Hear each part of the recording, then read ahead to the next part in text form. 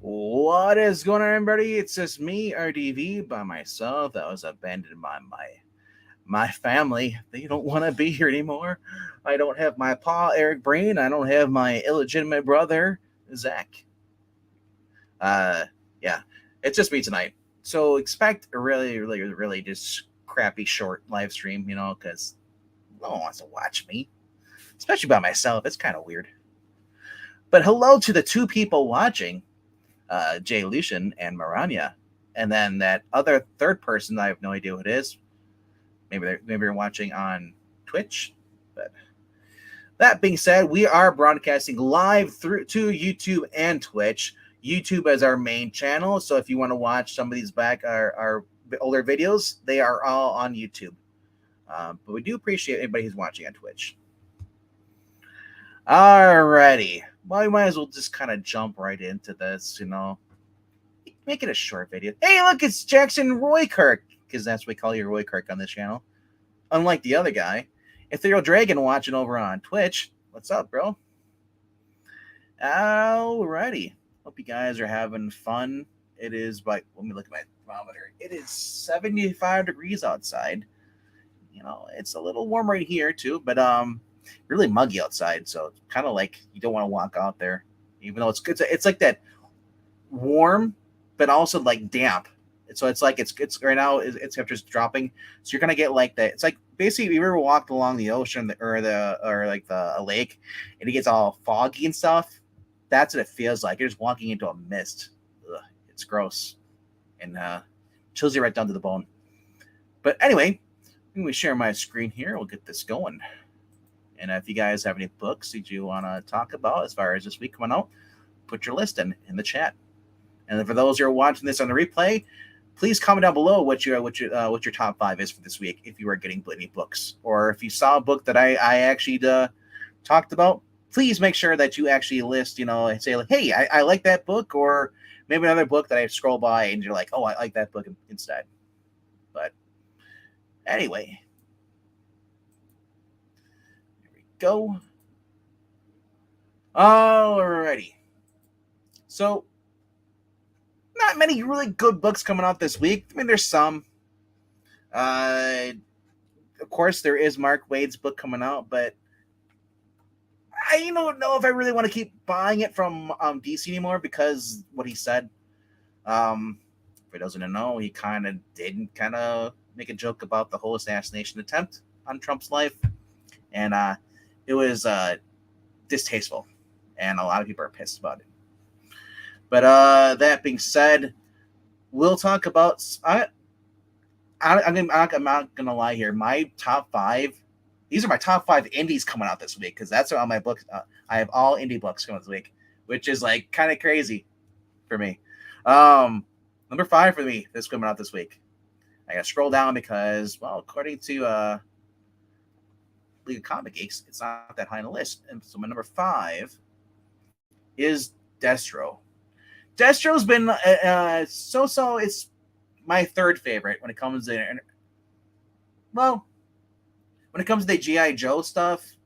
Like, it's my third favorite, yes, because I like Cobra Commander, and then then you have Duke, and then right below that is Destro, and then Scarlet's like further down below. I don't know. This is the second issue, I believe, of Destro, so maybe it gets a lot better. But it's got for me, it's got a real high climb because Cobra Commander's all the way up here, and here's Destro right now. Like, it needs to bridge that gap if it wants to get into, entertaining me, because otherwise I just might drop it. But that being said, and it's not that I don't like Dan Waters. I just don't think I like Destro much as a character as much as I like Cobra Commander. But here's the great thing about this: Cobra Commander is involved in this series, so that might actually make me stay and continue buying these. Says the world is changing and Destro means to come out on top. But with Cobra Commander breathing down his neck and mercenaries Zamet and Tomac seeking to dethrone him as the world's premier weapons manufacturer, he'll have to survive the future in order to build it. $4, 28 pages. You got some alternative covers here. You got Zamet. I guess these are the two brothers. But Then there's a Jeff Spokes variant for those who like Jeff Spokes, 125. And then there's a Raleigh Erasmo variant. I want to check out this Raleigh Erasmo because Raleigh Erasmo actually isn't that bad until you look at the faces up here, the chins. Yeah. And why does Adriano Lucas kind of look like John Burt though? If you squint your eyes a little bit, it's the Punisher. But yes, this is my number 5. Let's alrighty look at the chat right here real quickly. Marani is saying 80 and partly cloudy. Took some Walmart brand Zyrtec, $10 for 45, 24 tablets. What tablets working so far? Way less congested. As I said, if it's really humid outside and you are not using air conditioning, you will have breathing problems because the air quality sucks. I be in air conditioning, I have problems. So I'm always taking an antihistamine as it is. But she says, I always wish the 9-10 of the books professionals weren't on Twitter, social media. I'd like to be able to judge books solely on the book itself and not Twitter BS. I 100% agree. If the Marvel and DC said, you know what, you guys aren't allowed to be on social media anymore. Unfortunately, I wouldn't be able to see any more Jeremy Adams stuff.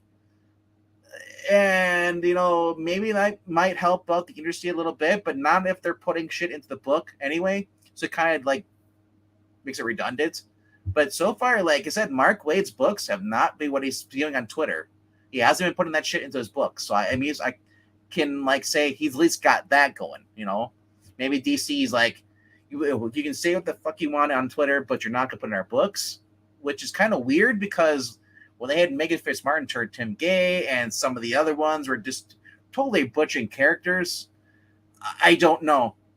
Maybe he's just why he's not putting it in there. I couldn't tell you. But going to my number 4 for this week. 4.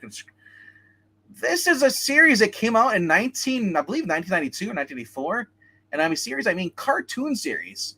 Apparently, Ryan Reynolds' channel called Maximum Effort, which he owns, is going to be releasing an animated reboot or continuation of the series next year. I gotta scroll down for that. Which I don't know how I feel about this book. It's Melissa Flores as the writer, but maybe it'll be good. It's really far at the bottom, though. Makes me worried. It's like people are like, "What the hell is this?" It is Biker Mice from Mars. I had all the toys. I watched it. It's like they're mice that love riding motorcycles. They're from Mars. They crash land on Earth, and these evil draconian aliens follow them to Earth because they want to kill them. And with the help of this lady mechanic, they're trying to save Mars and stuff. It's just kind of crazy. You have the guy in the middle who's pretty much the badass dude who's got a cybernetic arm. The guy on the white mouse, kind of the crazy one. He just wants to shoot things, blow up. And then you got kind of the cool leader on the left, who's voiced by Rob Paulson. And it's Rob Paulson being just normal Rob Paulson, not being animated, or he does all those crazy cartoon voices. But it's been a while since I watched this. So you got Throttle on the left, Moto is in the middle, Vinny is on the right. It says there are those 3 anthropomorphic motorcycle riding mice who called Mars home and were always bad to the bone. But when the ruthless Plutarchians, basically stage a mass invasion to strip their planet of its precious resources, their anti-authoritarian streak is going to turn into a full-blown insurgency.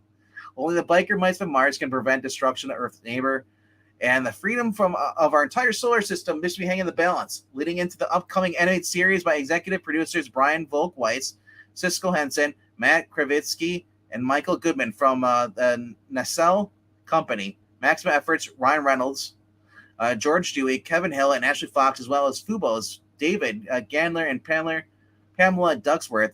The summer most anticipated return revs up in action as a never-before told chapter in the biker mice history stands revealed. Mars War starts now. So, like I said, this might be the case, and hope it's not, Like when Gargoyles came back through Dynamite, you were expected to know everything about what's going on in the cartoon, how cartoons used in it, and then previous series before this. I really hope this isn't the case. I really hope they give you a recap because a lot of kids are like, "What the hell is this shit?" It's because this came out in the early '90s. They didn't last too long, and now I don't know anybody. Does anybody in the chat actually remember this? Like, I don't see anybody really, other than Marania, but I'm curious. Like, anybody watching now has ever heard of this but this TV show or cartoon from back in the '90s? I know is this was I watched because I was born in '85, and I just came out like '92, '93. So, but Melissa Flores from Mighty Morphin Power Rangers, and she also wrote Spider Gwen Smash, which I did not read, and I don't know how I feel about that. But artist Francis Portela from Green Lantern is doing the art. And it looks like the cover is done by Dustin Weaver, and Taylor Esposito is doing the inking. But they even have the Akira thing too for guys who like Akira homage. This is from the artist who's doing the book. So Omni Press is releasing this. I mean, that's kind of cool. But it's a 1 in 50 though, so it means it's going to be quite a few pennies. Alrighty. Guys are really quiet today. Look. Marty says, sad not to see Bob Layton and Jeremy Adams with that policy. Yeah, like I said, it would suck. But I mean, honestly, if they didn't say all this stupid shit, a lot of the YouTube channels that report on this stuff wouldn't be. They basically would dry up. Pop culture. I mean, what else are you going to talk about? I mean, the only thing I ever see is these channels talking about either how the story sucks in the book, or the other ones are talking about the tweets that these people do. So you might see a lot of YouTube channels kind of like changing and trying to find out the stuff to talk about. But Marty says, I've heard of Biker Mice Mars, but only really as an action figure line. So you at least heard of it. That's something. Plus, it's been out of like production for 28 years, or at least it feels that way. 27. All right. My next indie book for this week. Scroll down for number 3.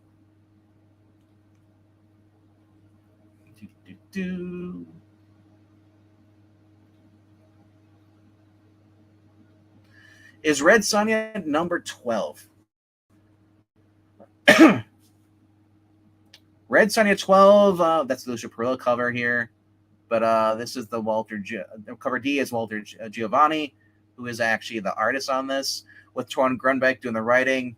Kulon, I believe his name is Kulon Gath, is back and be alive again. And yeah, I'm curious to see where this goes, because this has actually been the first time in a long time they actually had a series by Red Sonja that I actually was really invested in, because this is basically like almost like a continuation of the 80 issue stories that they did for Dynamite back in 2005 when they first got the rights from Marvel, or from the owners of the character. And they went for 80 issues, and it's just great to see Walter Giovanni coming back and returning to the art, the interior art, and I just like it. It's been fun. Storytelling by Torn Grunbeck, who's on record as being one of the coolest female writers, who actually was upset that she couldn't write a girl being girly. She had, or as far as Captain Marvel, she wanted Captain Marvel acting like a woman instead of like the man, like the one they wanted to do. So she was turned down for the story. Ended up writing Carnage. But I heard that Carnage was actually pretty good with her. I know she did a couple issues of Thor after Kate's left, but I don't know how much of that was her idea, or if she was just trying to follow through Kate's story to try and wrap it up, because she had no idea where it's going, because she had only had a couple issues to wrap it up. But yeah, I'm looking forward to this. It says the issue is Ymir leads the gods of battle. Yes, because she's going against the gods.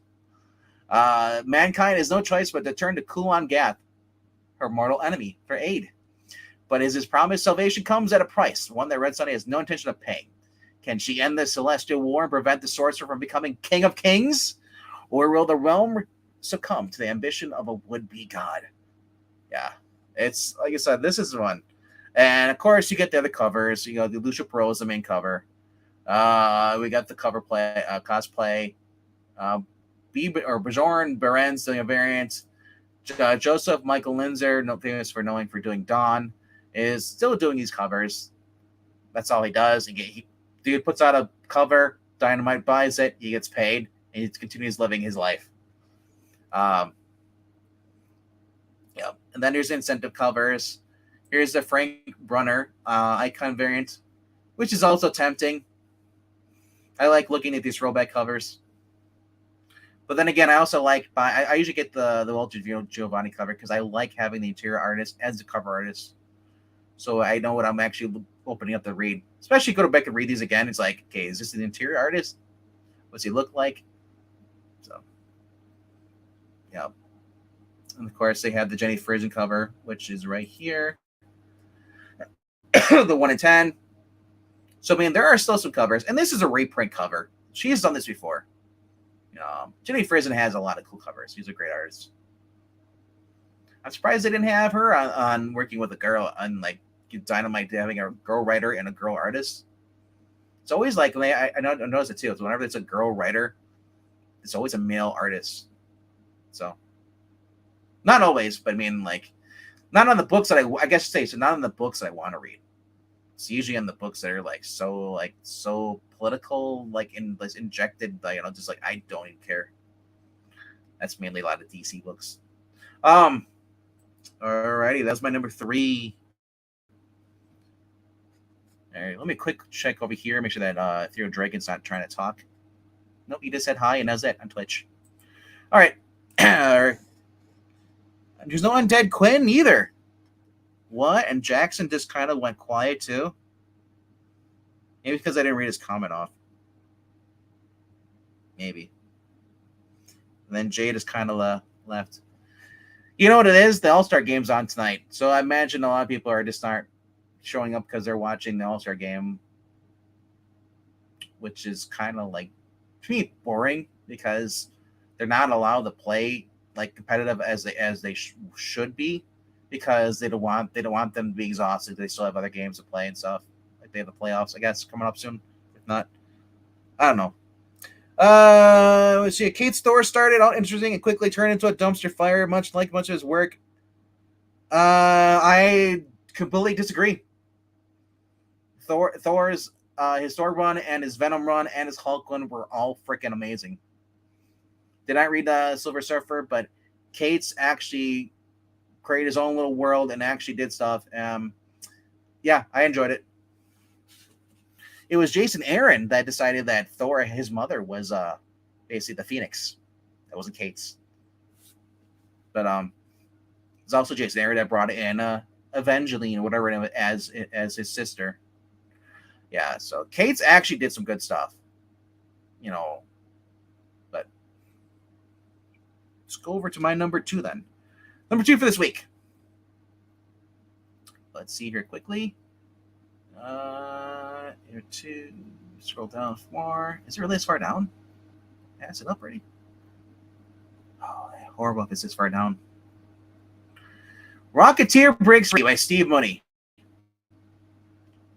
I whenever it comes to the Rocketeer book coming out, I have to pick it up.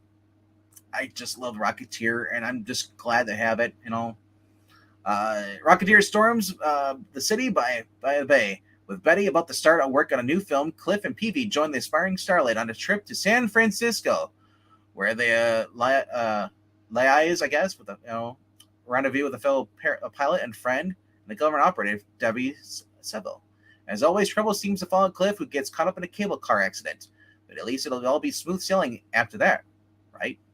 Now that the Rocketeer's luck stays true to form. His first issue in a 4-issue miniseries written by fan favorite writer Stephen Movie, who did The Great Race and Half Past Danger, and drawn by Saz Johnson, who worked on Robin and Catwoman. Do not recognize that name, the artist, unless he's working on the Teeny Howard or Megan Fitzmartin. Tim Drake stuff, Robin. Yeah, but I don't know. Here's the alternative cover though. He does have some good art.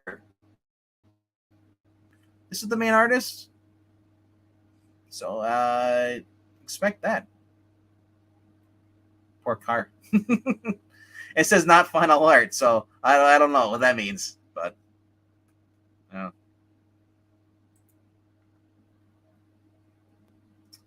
But yeah, that is my number 2 indie book of the week. Alrighty, let's go over to my number. Finally, get to my number 1. Well, let me first quickly give you a recap. But number 5 this week was Destro number 2, followed by Biker Mice from Mars. Number 1 is my number 4. Number 3 was Red Sunday number 12. You just saw that number 2 was Rocketeer. Breaks Free. That was my number, And then my number 1 book of the week is Redcoat. Redcoat stood out to me as being to me that's my favorite book of the year. I like it much more than Superman and some of the other books I've been reading. It's just been fun. And a tale 126 years in the making. The clandestine cult of hooded figures called the Founding Fathers is finally caught up to the cocky and eternally lucky mercenary Simon Pure. For the first time since their Maccabee ritual gave Simon immortality back in 1776, we learn new secrets behind that moment and the magic that powered it. Also, can 13-year-old Albert Einstein tap into his genius to help Simon? He'll think about it, but the odds aren't looking great. In the incentive cover right here by Gary Frank and Brad Anderson.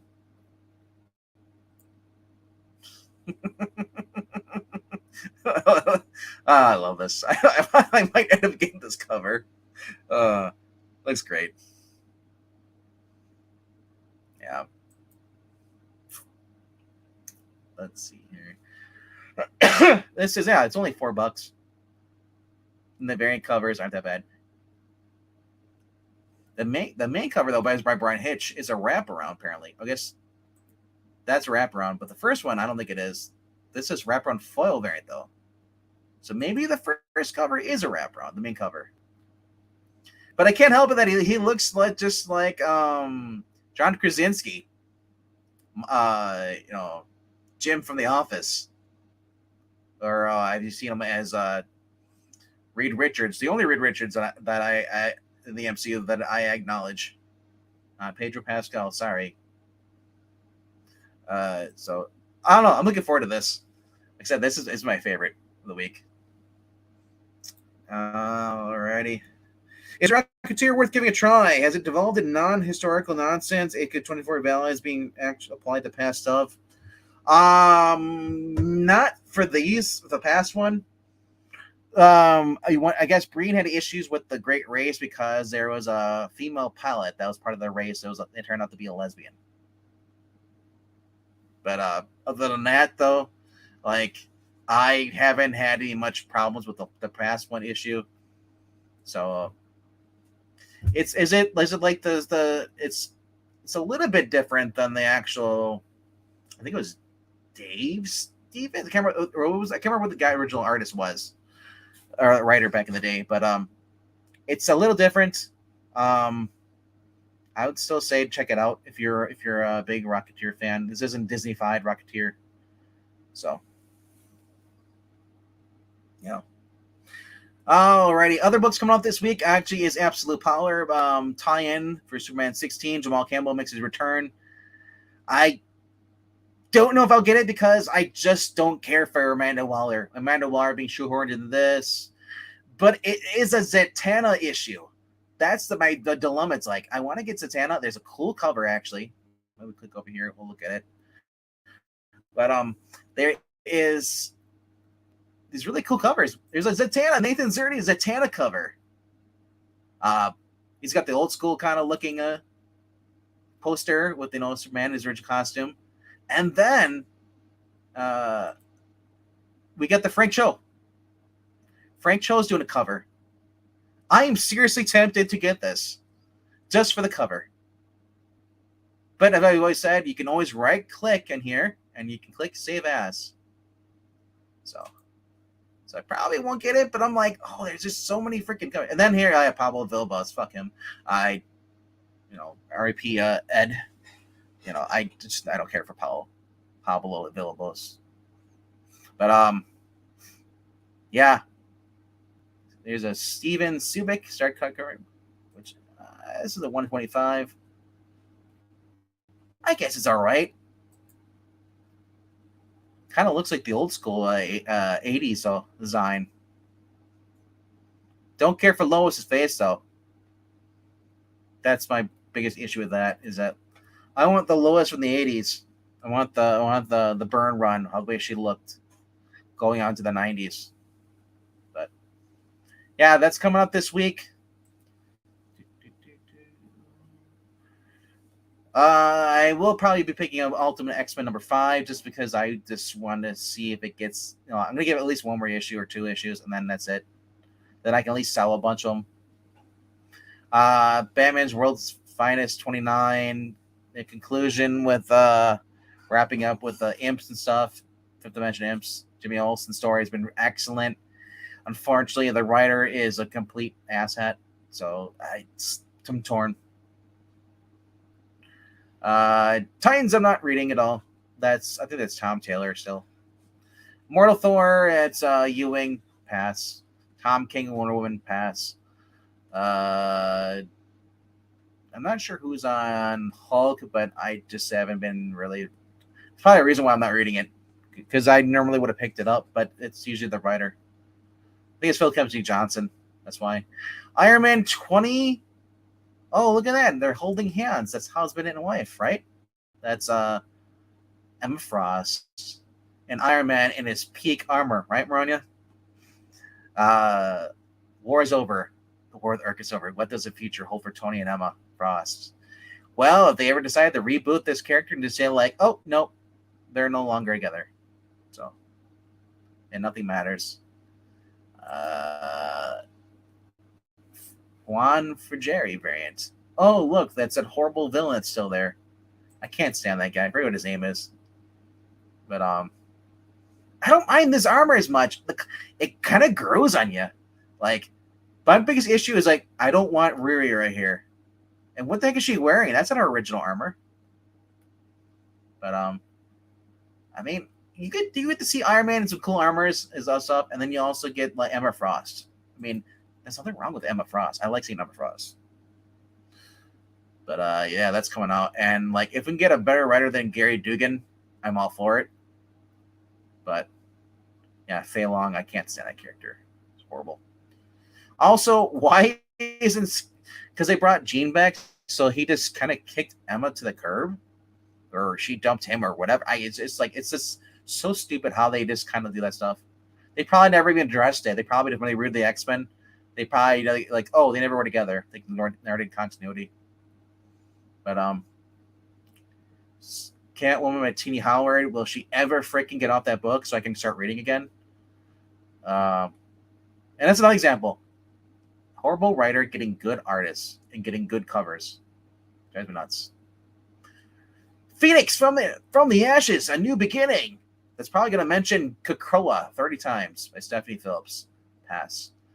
Spider-Man holding Morbius like he's dead. Morbius has always been a tragic villain. So, I don't know. I'm going to pass on it, though, because I've been passing on the first 2. I think it's Justine something writing it. Laura Kinney, the Wolverine Laura Kinney. Oh, it is also Phillips writing this, too, as well. Pass. Pass. Pass. Pass. Pass. The Dark Knights of Steel All Winter. Who's writing this? Is it still Tom Taylor? Yep, Tom Taylor. And Drake Kristoff. Walking Dead. If you ever not been in the Walking Dead Deluxe, this has been really cool. Getting to see the whole series. And especially if you have never collected before, you can collect it on color. That's coming out this week. Issue number 93. They are pretty much getting close toward the end. But what's cool is you're getting little backup stories in this. Brand new backup stories. Not always the best art, but it's kind of cool. You're getting new content. I would not be shocked if Robert Kirkman decides to actually start continuing this, The Walking Dead, or filling in the gaps. Especially after he did that time jump at the end of the book, which really rushed. Scarlet Witch, to Orlando, no one cares. It's on like his 30th reboot. G.I. Joe, A Real American Hero, which I know Zach will be getting, is out this week as well. I know a few people are still reading Undiscovered Country. That's by Scott Snyder. And I believe Charles Soule as well. That's coming out this week. But G.I. Joe, A Real American Hero. Larry Hama is continuing his basically his writing. He's on issue 308 of an ongoing series he started in the 80s. How cool is that? G.I. Joe has deployed their deadliest recon team to the Cobra Island to end the growing threat. A team of their greatest ninjas makes their way to Springfield. But it could be a bigger threat to be on the horizon. Yeah. I don't know. Maybe I'll give this another shot. But like when I read a little bit the first issue, I just wasn't that impressed. And look at the art for Scarlet on here compared to what we're getting over on the other version. With the Energon version, that art, horrible interior art. Like I want good art. But looks like it's Paul Pelletier. Yeah, that was it's in the interior. So they changed artists.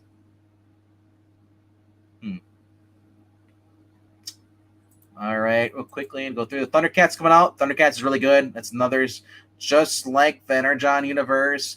They are retelling the 80s as far as Thundercats, and it's not with a modern setting, but it is fun though. Namor, pass. Daredevil, hey, she's a woman again. Okay. Daredevil, Fear, no, pass. Rat City, if you want Spawn Future or Spawn Beyond, that's a book you should be getting. $2.99. What If Aliens with Paul Reiser on the cover here? No thanks. Napalm Lullaby by Rick Remender. Briar, I'm not sure who that is. Witchblade, the new Witchblade's coming out this week. Margaret Bennett, I might pick this up. Just looking at this, just the fact that it's if they do well, the cover, she's showing a lot of skin on the cover. So if they allow her to do this on the book, great.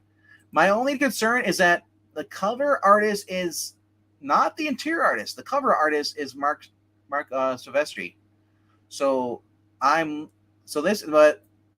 This is the interior artist right here doing a variant. So I still might pick it up because that's still some decent art, especially with that background, the city and stuff. That looks so cool. I did this.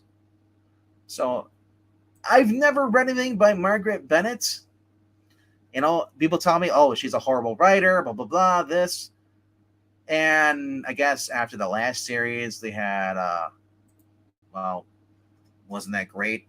It was basically like avoid the male gaze. Let's not cater to the fanboys. Let's just say like I hate women looking like women. That's why the last reboot failed. But J. Scott Campbell doing a cover here, kind of nice. I will say this, so I don't remember the armor being like silver like this. I thought it was a darker gray. So that's kind of interesting too. They're drawing like a white cover. Bill Sienkiewicz. Here you go, Marania. Bill Sienkiewicz doing a cover 1 in 100. I never would have thought I would see Bill Sienkiewicz doing a Witchblade cover. Maybe he worked on it back in the day, but I remember Michael Turner working on it too as well. But yeah, I'll probably give it a chance. Turtles coming out as well, number 15. You should check that out. And unlike the other IDW over here, don't check that out. That's probably sucks. This is more fun. Yeah. Fat Slim's coming out this week is a Mega Spider-Man number 258. Really cool. And I think that's it. I mean, Crisis is coming out. Another Crisis Infinite Worlds facsimile. So if you haven't collected those in a trade, You collect them individually if you want issues, or you can just go buy the trade for pretty cheap. And I think that's about it. And Newman's facsimile, first Deadpool. And oh yeah, Van Helsing's coming out, so that's always fun. Check those out. And yeah, let's go and look at the trades coming up this week. Oops. Trades this week. Superman Kurt Busiek. Looks pretty cool. Make Spider-Man. With Michelin and Bagley. Always a fun series. Human Target, you can skip. That's Tom King. You can skip Deadpool roleplay as the Martyrs. It's a role-playing game, one-shot adventure. So, Ed Bruger and Sean Phillips is doing Fatale, so you get that as well. That's a cool little trade coming out for $60. So if you're a fan of Brubaker, that's a cool book. It's being collected.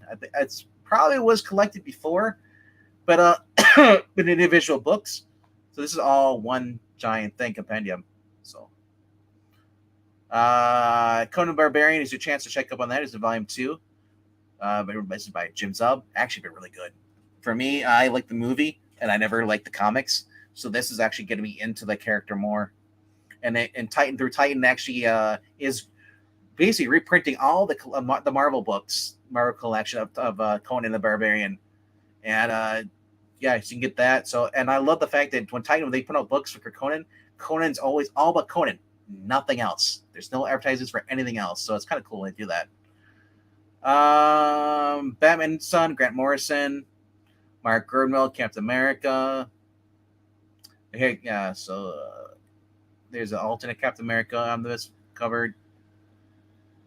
And then, yeah, Thundercats Volume 1 is already out for $20. Silver Surfer, Epic Collection from Marvel back in the day. And Phil Kenny Johnson, 007, which actually was pretty cool. I like this story. The art wasn't the best, but it was actually felt like James Bond, and more so than when I got with the last one he did, where he, Daniel Craig. Let's see here. Captain America Gallery Edition by Tim Sale, Jeff Loeb, Usagi Yojimbo, and yeah, Sam and Twitch. And then what else we got here? Weird Fantasy being collected here too as well. And yeah, that's about it. So that's it for this week, though. So I hope you guys actually saw something maybe you liked, you want to check out.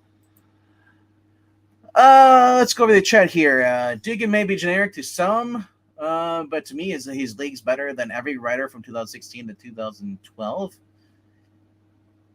Was Fraction before 2016, or was he? Because I thought 2016 was like Bendis was writing that, and then he left that to go over to Superman. New Armor would be spectacular without all the black in it. Frugal, I believe, agrees with me on this. For those who don't know, Captain Frugal is a friend of this channel, even though he does not show up to read any or talk about Captain America, which is really weird considering the guy cosplays as Captain America when he does his reviews. But yeah, check out his stuff. Go to Captain Frugal. And yeah, Richard is claiming whoever is writing Scarlet is making her and Jinx a couple, which is bullshit because they're not.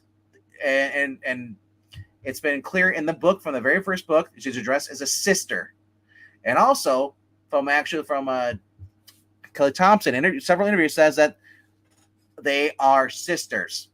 There's nothing more to that. So if you're thinking that there's lesbian vibes, that's on you projecting that into the book. Because I've read the issues and there's nothing like that. That Witchblade is creepy as fuck, says Marania. Says or AF. The face doesn't look feminine, nor does the pose. Can't please everybody. Fraction was pre-2016. Bendis was 2016. Then Slott. Then Cantwell. No, that's kind of. Yep. BS. Alrighty, and then I think that's it for comments. I don't see anybody else actually talking. Thank you from Ronnie for being the only one talking to me here, because everyone else is just listening to the background. which you'd appreciate. You don't have to chat. But if you do want to support the channel, you can do it a few different ways. You can do it by clicking that like button. And if you haven't done so, subscribe. Why not? I mean, if you're here on YouTube and you're already watching this, you've made it this far and 40 minutes in, you might as well subscribe, because we do cool things on here as well. We read comic books, ham them up a little bit, and we also talk about books as well. We don't really do as much retrospectives as we used to, but on Thursdays when we show off the books, sometimes Eric Breen will be on here and some other people, and they actually give you some more information about the books. So you're getting little brief summaries every Thursday nights, which is our follow-up stream. It's called Best of the Week, and it's the same time, 8 p.m. Eastern, where we just basically, just talk about the books, and times we show off not just new books, but a lot of old books too that we collect. I get a lot of back issues as well, and it's just great to see whatever someone's going to pull out of their box and just say, like, I got this week, and just because I like when other people have different tastes than I do. That being said, other ways you can support the channel is by leaving a comment down below. Let us know what if you saw anything that you liked, or maybe you say, you know what, I see you guys didn't talk about this book. You should check this book out. Give us some recommendations. That's always helpful. And if you want to support the channel, the last one thing you could do is go to Ko-Fi.com. I'll leave $1 in the till. Basically, you can see it across the screen right here. Ko-Fi.com/Puppetine. And what your dollar goes to, basically helping us pay for the streamer, which is a monthly bill, but also pays for the comic books we read on this channel. So you're also eligible if you donate money to let us know who you are and what book you want us to read. We'll read it for you, and we'll read it on the channel here. And maybe eventually, if you have a good enough microphone, you come on and you read with us. We always do that. The other thing was you can also do super chats. Super chats are enabled, so we always like that too. We really read those off. But the biggest thing is just showing up, giving us support, watching back videos, and that's about it. So with that being said, I'll see you guys on Thursday, and thank you for showing up. Normally, like I said, I don't fly solo, so if I'm talking a lot, that's why. I'm sorry if that puts off anybody, but not much I can do about that. Thank you for being here, Marania. Thank you for being here, Jay. Thank you for being here, Theo Dragon, Jackson Roykirk. It's great to see you guys here, and signing off. Have a good night, guys.